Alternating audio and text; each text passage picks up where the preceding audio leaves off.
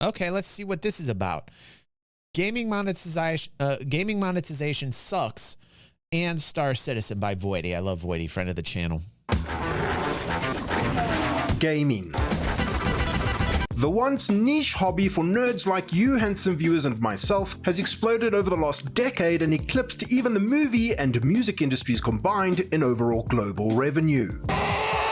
But how? I'm not the bloody internet historian, but it was probably because Toddy Howie threatened some guy at his game studio to start charging for horse armor separately from the base game. And since then, game developers, publishers, and producers no longer ask themselves the question, how can we make a really good game? But rather, how can we make a really good syringe, jab it into as many gamers' hearts as possible, and suck out every nanogram of fun and money? Thus, we find ourselves in the giant poo sandwich that is modern gaming. That we built by voting with our own wallets. Players who actually enjoy games these days constantly have their guard up, cautiously auditing the next release of a title that they're interested in to see how badly the studio behind it wants to stab them with their get-fucked syringe of sadness. So that brings us to the point of this video. Does every dollar you spend in Star Citizen translate to power, convenience, or both? Have whales that already own every ship in existence ruined the game part of our ludicrous space game before it even had a chance to become an actual game? Are CIG's monetization practices justifiable? Will they ever stop selling ships? Should they pivot and sell VoidyVids branded good ship renaming packages instead and give me 1% of each sale?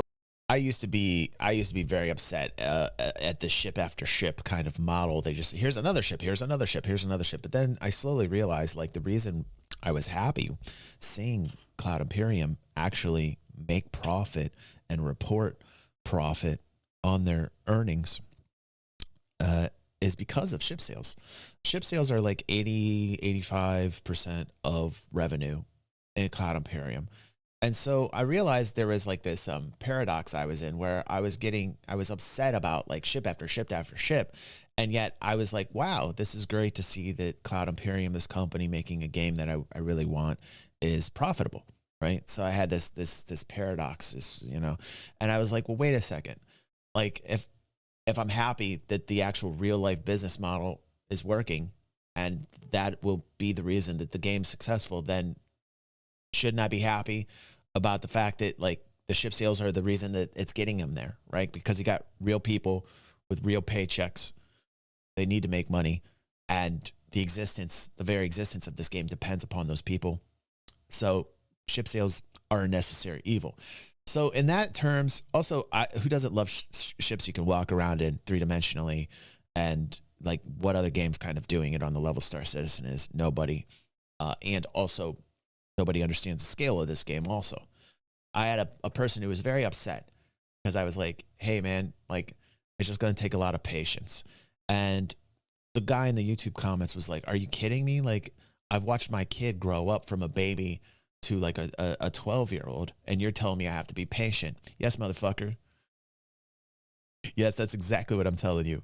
And if you don't have that kind of patience for what's happening here, then don't play the game. And I always love these people that, you know, and the guy said, oh, it's not a game. It's not a game. You know, he was like very upset. And yet he's clicking on Star Citizen videos. I love these guys. These guys that come in and they piss and moan and pee all over it. Not really understanding what's happening in game development, how revolutionary Cloud Imperium's, you know, in terms of server meshing, all the tech that's coming in. And they just piss all over it to piss all over it. I mean, that's what they're doing. And yet they're like compelled to click on Star Citizen videos when they absolutely hate everything it stands for. And that I think they just become like these trolls that come in and they're like, hey, yeah, and they like to poop on everybody else's dreams. They think dreaming is not important, right? Well, I just say fuck those people, you know, like really. The answer to the last one is yes, and as for the rest, let's begin. It's mutiny aboard the ship. There exists a toxic wasteland load of paid for and free to play games out there on every platform that includes a truly egregious amount of micro and macro transactions that directly translate to some form of in-game power that will give you an edge over other players. The studios and publishers behind these titles have put a lot of investment into figuring out the psychology of their player bases in order to min-max the like Star Citizen is a paradox unto itself, because online says, I hate that you just described me, but I totally agree with you. It's an interesting thing with Star Citizen. You know, like, I understand the criticisms that get thrown at people that are backing this game, that are in it to win it, that are holding the line. You know, I understand people that get upset at people like me, but I don't ever think you can get something without sacrifice.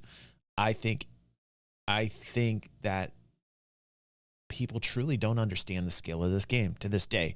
People who have been covering this game for years alongside me, content creators that I know, some that I love, some that I don't. I don't think they understand the scale either. I really think 2023 put a bow on it and made most people realize the leaps and bounds in gaming and the tech that Cloud Imperium's up to in terms of just server meshing in itself. It's revolutionary and people don't understand it. And just that, using that as an example to try and describe why the past 12 years was important, and why patience is important. Because if this was not fan-funded, we would not be here. Because it's fan-funded, we are where we're at. And, you know, take the good with the bad. I see more good. I guess I am a dreamer. I feel like dreamers are the people that get shit done.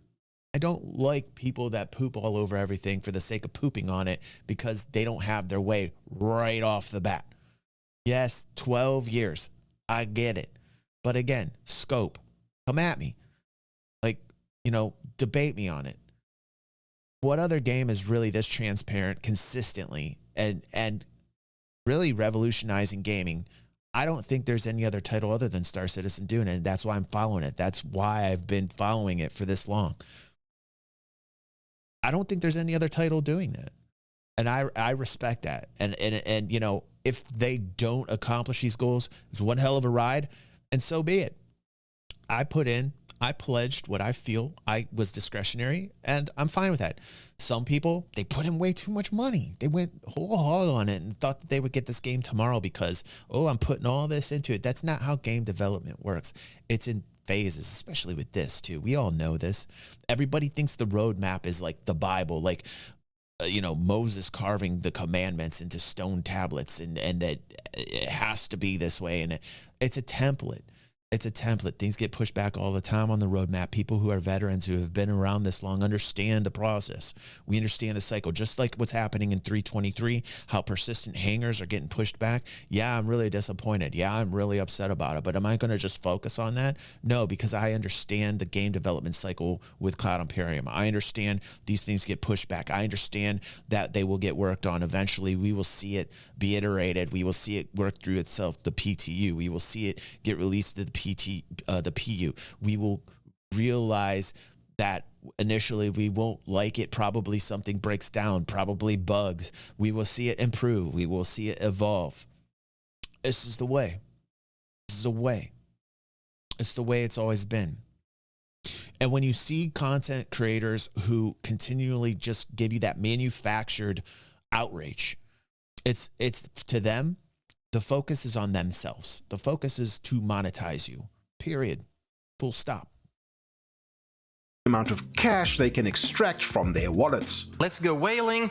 It is about a summary of a huge bunch of behavioral psychology. The tricks on how to monetize a game well. This is not news. It's been this way for a while, horrible. and it's why games like Baldur's Gate 3 get heralded as the second. That like a company like that, I remember when that came out, like that's sickening. Like that is sickening. Coming of Christ, because they totally exclude practices like this. But when it comes to your average modern game that does include some kind of monetization, some players get interested and will simply play and enjoy what the free-to-play or pay-to-play experience has to offer, probably at the cost of their soul. Some will probably throw a reasonable amount of money at the game to enhance their enjoyment, and this is perfectly justifiable to them because they're getting quoting entertainment at whatever they consider to be their comfortable dollar to hour of entertainment ratio.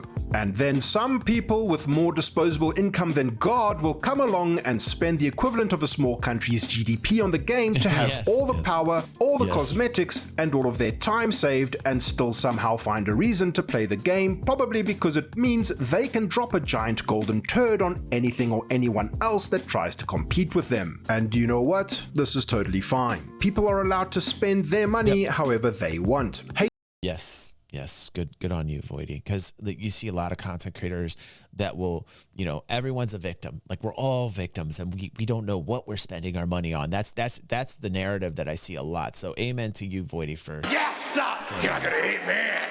Yes!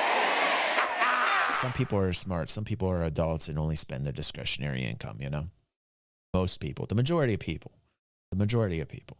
That small fraction of people that can't help their spending, that have actual problems, that have these like addictions where they just like overspend to the point where they can't pay their rent. That's such a small portion of the audience. Yet the narrative for most content creators are that those are the people. Like, that's everyone. And that is a false narrative. hate the game, not the player, but that doesn't mean I don't get to make fun of or attack every 890 jump I come across in Star Citizen for shits and giggles. No one on Earth can decide the value of something you spend your money on but you. It comes down to your principles and what you deem to be acceptable for you when it comes to how a game that you want to play and enjoy is monetized. I certainly have my video game spending habits, and as a big fan of the Total War series of games, titles that I return to once or twice every year or so, I find myself grabbing up their DLCs like Pokemon, even though I haven't played 70% of the DLC factions I've bought. There's some kind of strange value to me there that another person might not understand, and that leads me to my next point. How a game's monetization is perceived makes all the difference. It's no secret that Star Citizen's reputation in the eyes of mainstream gaming for selling exorbitantly priced ships is controversial, to say the least. But before we get into that, two good recent examples of how monetization can change the way players perceive games differently are Helldivers 2 and Dragon's Dogma 2. These are two very different games, one being a single-player fantasy RPG and the other a democratic co-op multiplayer horde mode shooter. For me personally, both have exceptionally fun and engaging combat mechanics, but let's look at how they've been monetized. Both titles have an upfront cost, and Helldivers 2 has a premium in-game currency called Super Credits that allows you to make armor purchases on the Superstore or unlock war bonds which further provide access to weapons, armor, and cosmetics. This premium currency is available to you simply by playing the game, but you can pay real money to buy Super Credits to save time. It's worth noting that these weapons tend to be balanced horizontally rather than vertically. You aren't unlocking stuff in Helldivers 2 to necessarily acquire more power. You're unlocking more stuff to have access to more ways to build your squads to deal with harder difficulties in different ways that suit you. Sure, certain weapons might be overpowered for a while, but the trend has been for the developers to balance things fairly quickly. Here you can see I'm a mere 150 super credits short of unlocking the next war bond. I either need to grind out a few maps to pick up the super credits I need, or who the f*** am I kidding, when Mother Liberty provides the opportunity to have a pistol that shoots fucking grenades, you swipe that goddamn credit card in the name of democracy, or get branded as a socialist traitor and sent to freedom camp. Everyone loves Helldivers 2. No one is complaining about how Helldivers 2 is monetized. If you think Helldivers 2 is monetized badly, the Ministry of Truth will find you, you mindless automaton. On the other hand, Dragon's Dogma 2 is, in my opinion, also a great game. I had a ton of fun in it and it was well worth the price for admission. But this title has a bunch of DLC that is absolutely pointless, and just about everything here is available in-game by simply playing the game, not unlike Helldivers 2. But the mere fact that items like the Port Crystal appear on the Steam DLC list for the title makes it look like you need to pay real-world money to simply fast travel in a single-player game. You do acquire Port Crystals by simply exploring and generally just doing stuff throughout your adventure, but they are limited. So this is some form of pay for convenience that arguably should not even exist, and this is justifiably enough to prevent potential fans from ever playing it. The way an audience perceives the monetization practices of a game development company can do way more harm than good, even though... This is so true. This is so true. Going back to Star Citizen, if you talk about pricing, you only need to pay for a starter ship price to get into the game, which is low. And then you can buy everything in game with credits. Now, what they most recently did that I'm not too proud of, that I don't like what Cloud Imperium did, was they jacked up the pricing of the credits on all ships to some to unbelievable prices, right? So that I'm not happy to see that they did that. Capcom's DLC for Dragon's Dogma 2 was absolutely pointless, and you can 100% ignore every item on this page and still experience 100% of what the game has to offer and have a great time with the game. The mere existence of this DLC has absolutely prevented many players from experiencing a pretty fantastic title, and that's totally fine. Their principles, their money, their values. This is how monetization practices can impact how people perceive a game. And people wanted to know my take on Star Citizen, and I don't like it, and the reason why is because of this. I went to town on this video. If you missed this, it's on the channel. I reacted to this dude's video. Oh my God. The amount of hate I got for that. It was probably one of my most disliked videos ever. You guys got to check that one out, man. I thought I was being very rational when talking about things. People got pissed off at me. Because the game feels more like a storefront than a game. How many of you guys have spent over $1,000 on Star Citizen? And it's okay. Don't worry. I'm not going to berate you.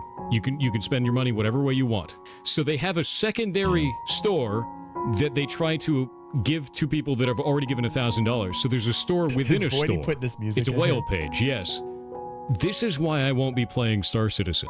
It is not because the game doesn't have promise, because it does. It's because of this. This is gross, dude. It's gross to me. It's not about greed. It's gross. This is, to me, this is predatory. And it's something that I don't want to see in our industry, so it makes me not want to engage. What Thor, wait, his name is Thor, winning the genetic lottery to have the best head of hair I've ever seen on a human is one thing, but having parents cool enough to call you fucking Thor is a whole nother level. What Pirate Software is saying here is true. Star Citizen has sold a dream to many people and capitalized on the psychology and emotions of its whales and normal players alike to make over $670 million. Listen, this is game development, man. Everyone's got to sell a dream. Some can sell it better than others. This is part of getting revenue to keep your company afloat. You have to sell a dream. Every game has to sell the dream. It's whether they can deliver or not. And a lot of times with Star Citizen, that's the criticism. Oh, they're not delivering. Oh, they're not delivering. But the problem is like they are. In my opinion, they are. Also, I think it has to do with the amount of money that you're shipping over. You know what I mean? Like if people are going whole hog and spending more than they got, then there's more expectations on said title that you're putting money into, right?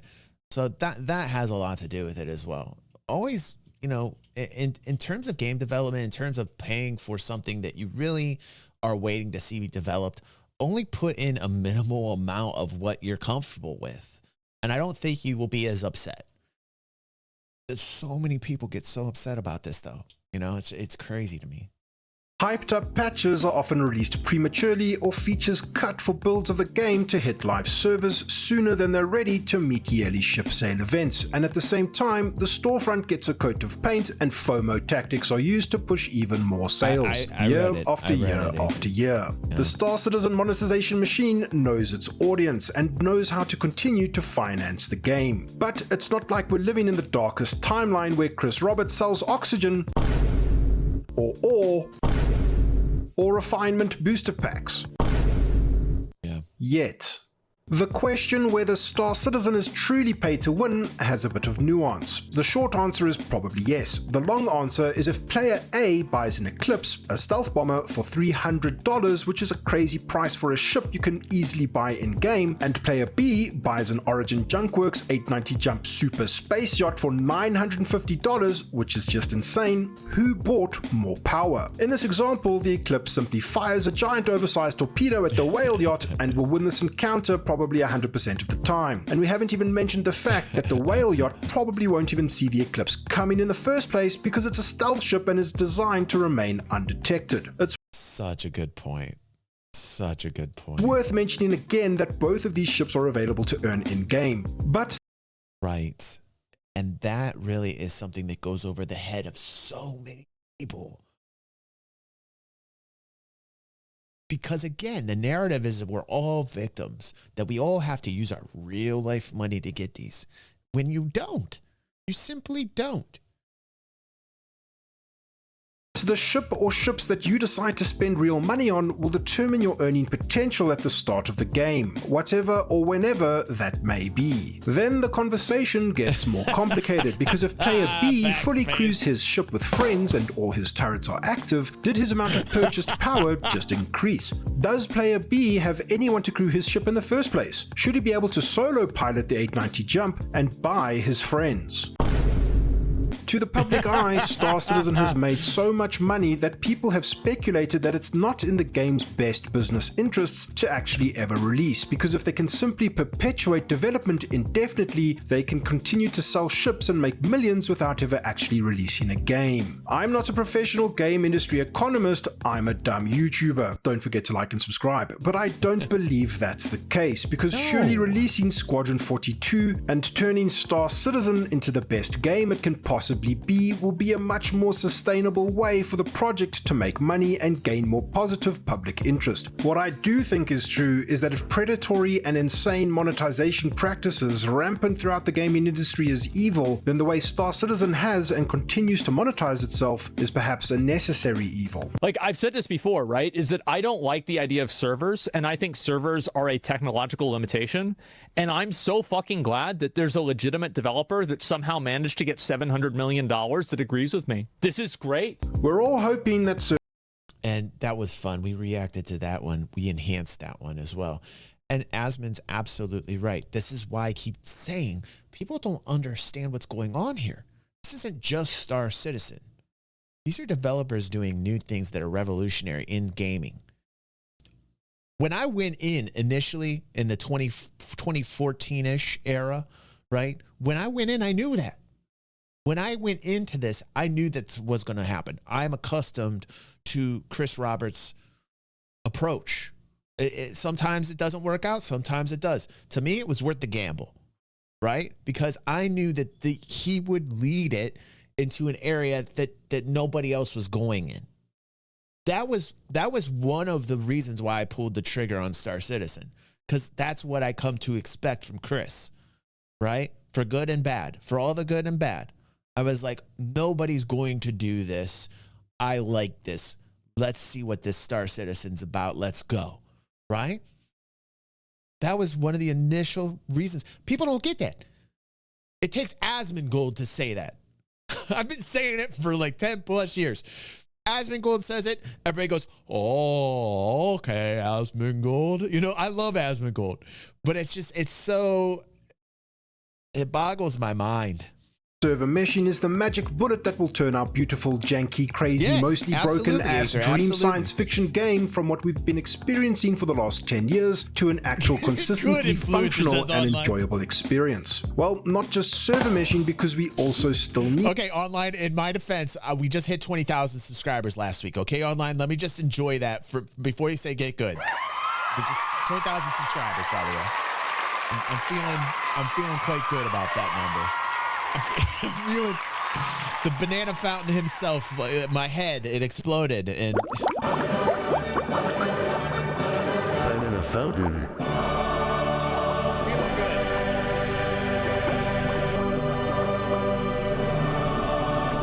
My success is our success. You know, like I will always spread this vibe out to anybody of this channel, all the algorithms here. You guys are finding amazing content. This is what we do on DG360. We're watching what it is that you find interesting. This is the morning show. Hi, welcome to DG in the morning. This is what we do on DG360. We talk about things, we discuss. We don't react, we enhance. We do a lot more than just your typical like we talk about things. If people don't have the patience for it, they get out, they get, and then who's left? Us. We're left. The people that love to talk about these things. I love that we have differences of opinion here on the channel. I love differences of opinion. I will never squelch that. You don't think the same way as I do? Good. I don't want people to live in an echo chamber. You know? I love this channel. I love the people of this channel. And it's great to see that we're so successful. 2024, we have just been like we've been nailing it. We are knocking it out of the park. 2024, best year ever of the channel.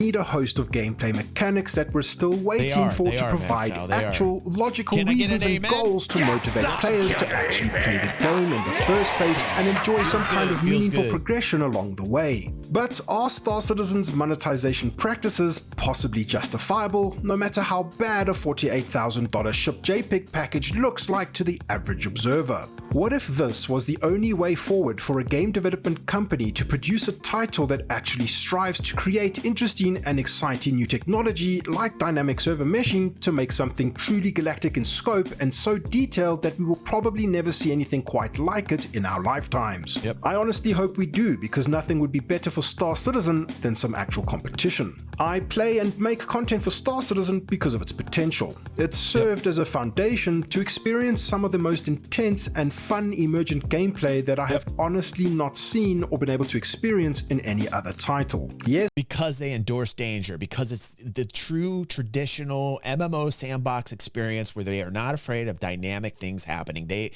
is a sandbox in the sense that they are not worried about PvP happening around you. Eventually there will be a security system layered into this, going from system to system, where people who want to stay safe with PvE will be safe relatively. It's not in the game yet. It's going to be something that's going to be worked upon. The security system is going to have to be finely tuned and balanced, but I believe they will get there. And so it will bring in both PvE and PvP players. It doesn't push out people that only want PvE experiences, and it doesn't push out people that only want PvP experiences. It brings both parties in. And layering in security is going to be very important, and that balance is going to be very important. And I think they will tune it up to the point where you're going to see that it's going to be very successful.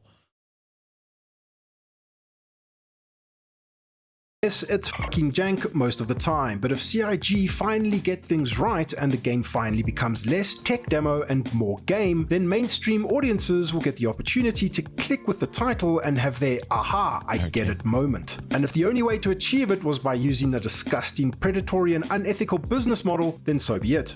The AAA gaming industry is a stagnating cesspool that lacks innovation, where all the money goes to extracting as much money out of consumers anyway, with the same old re-released games that achieve nothing new. I'm not saying that every title that gets released has to be as ambitious as Star Citizen, or we'd get no new games for the next 20 years. And not every game is trying to jab us with the soul-crushing syringe of sadness. 2023 and so far 2024 have seen some absolutely incredible titles. I'm saying that it's sad that there aren't 10 other projects like Star Citizen in development, all developing and competing to make insane server technologies to push what's possible in games forward. Where there are no competitors doing what Cloud Imperium is doing.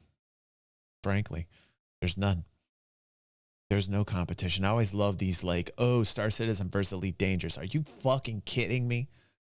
Elite Dangerous died a long time ago when they introduced engineers. Like that is the most laughable one. Where's the next groundbreaking 10,000 player per server fantasy RPG MMO with physics like Grand Theft Auto, combat like Elden Ring, and vast open worlds like Lord of the Rings from the books? Is it this?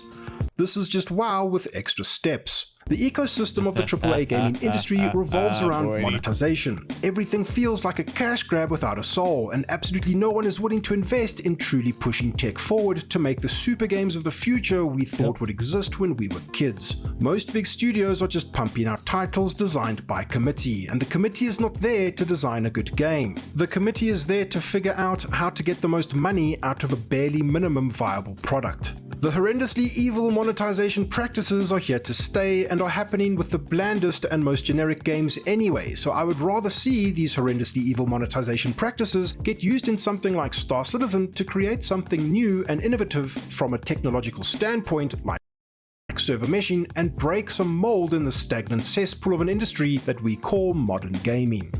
Jesus, truth bombs being dropped left and right. Yes, sir! You're not gonna hit me!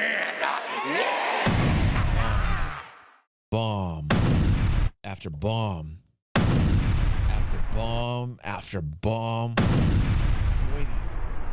Oh, God, I love Voidy. I love Voidy. It's bomb after bomb. It's hit after hit. It's no wonder Voidy's doing so good. You know, he is so on point.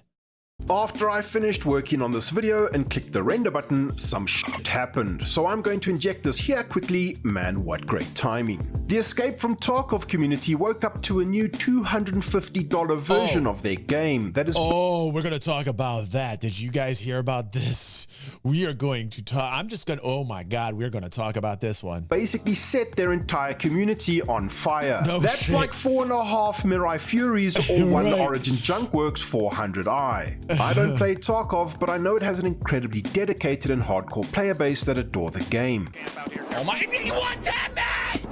I hate this game! My understanding is that this new edition flirts dangerously close with pay-to-win mechanics, but I think Tarkov's gameplay is a bit more nuanced to write it off so simply. The previous $150 edition was supposed to be like a lifetime pass that guaranteed you access to all future content that the devs would provide, but they have actively reduced the value of what they sold before to make a new edition include the illusion of more content. The only reason I can think of that they released this shamelessly overpriced cash grab is that they need more money to invest in hiring a research firm to better understand their player base's psychology so that they can better monetize them in the future, provided they're You know what? I was going to watch that video, but Voidy just did it succinctly in like 3 minutes. Tarkov players left after this shit show. The absolute swamp of degradation that is monetization of modern gaming continues. Nothing is sacred. Thank God for the whales who've poured nearly $700 million into our ludicrous space game. Their efforts would at least allow us to experience some evolution in the MMO gaming space, and I guess that's why some of us have been along for the ride for over 10 years. It's not for anyone to judge how you've spent your money. It's not for anyone to shame you for what you place value on. But it's my God-given right that once Star Citizen is fully dynamically server-meshed and you're a whale who's contributed to our ludicrous space game's financial success, and I come along to interdict, pirate, and procure all your cargo and eject you into the cold, harsh void of space, I will be sure to say thank you for helping create the game of our dreams.